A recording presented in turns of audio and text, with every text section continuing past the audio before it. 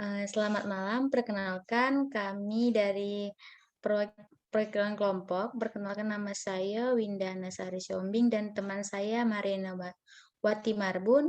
Di sini kami akan membahas mengenai pendekatan diagnostik dengan perencanaan dan pengembangan karir.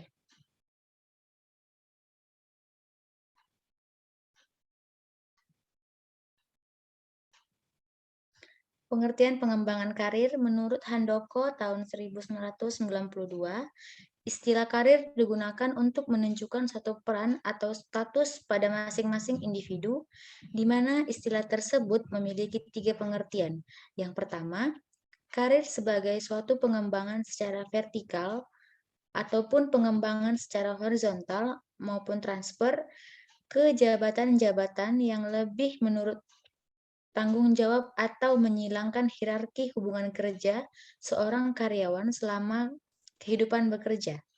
Yang kedua, karir sebagai penunjuk pekerjaan yang membentuk pola kemajuan secara sistematis dan memperjelas jalur karir. Yang ketiga, karir sebagai suatu rangkaian kegiatan pekerjaan yang dipegang oleh seseorang selama kehidupan bekerja.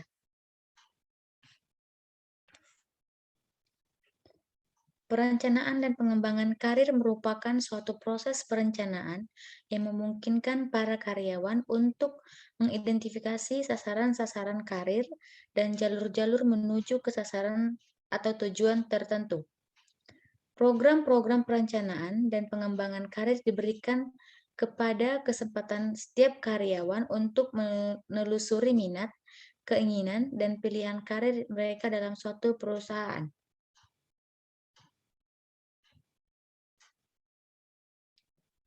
Keberhasilan karir seseorang itu dipengaruhi oleh beberapa hal.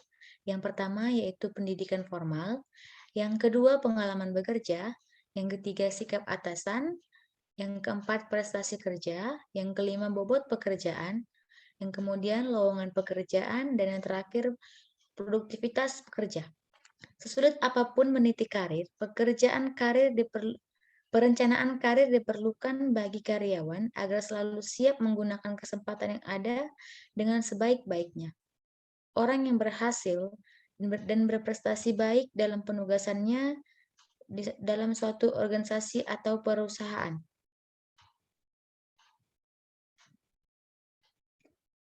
Manfaat perencanaan dan pengembangan karir yang pertama itu bagi organisasi ada 6, yaitu menjalin ketersediaan bakat yang diperlukan.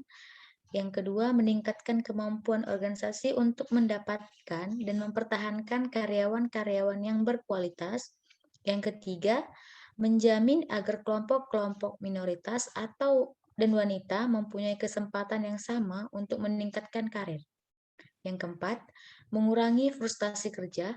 Yang kelima, mendorong adanya keanekaragaman budaya dalam sebuah organisasi. Yang keenam, meningkatkan nama baik organisasi. B. Bagi manfaat perencanaan karir bagi karyawan atau pegawai.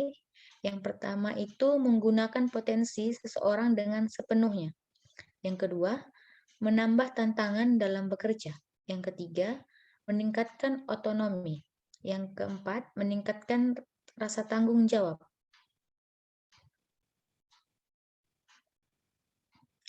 Oke, selanjutnya akan dibacakan oleh Mariana. Baiklah, saya akan melanjutkannya. Selanjutnya itu pendekatan diagnostik. Sebagai salah satu tahapan dalam proses seleksi karyawan, proses promosi atau untuk berbagai keperluan internal, seperti memilih karyawan untuk tugas belajar, seleksi untuk mengikuti pelatihan, sampai dengan pemilihan karyawan terbaik psikotes. Demikian sebutan populernya menjadi tahapan biasanya menjadi tahapan wajib di perusahaan.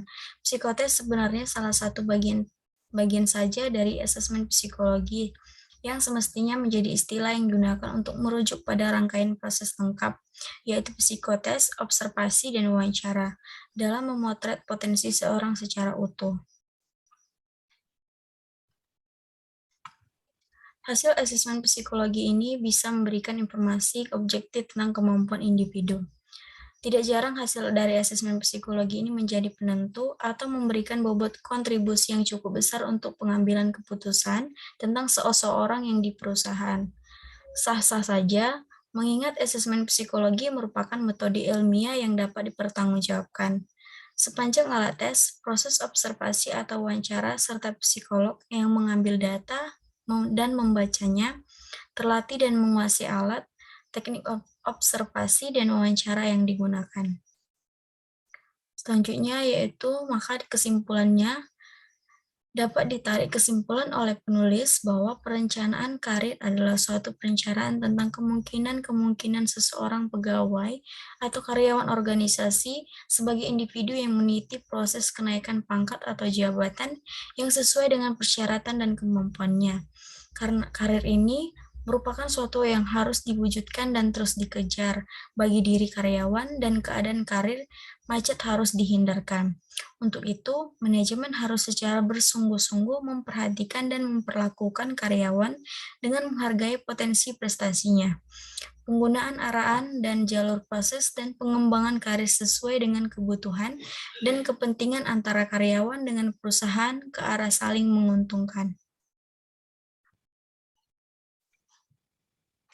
Baiklah, sekian dari presentasi kelompok kami. Kami ucapkan terima kasih dan selamat malam.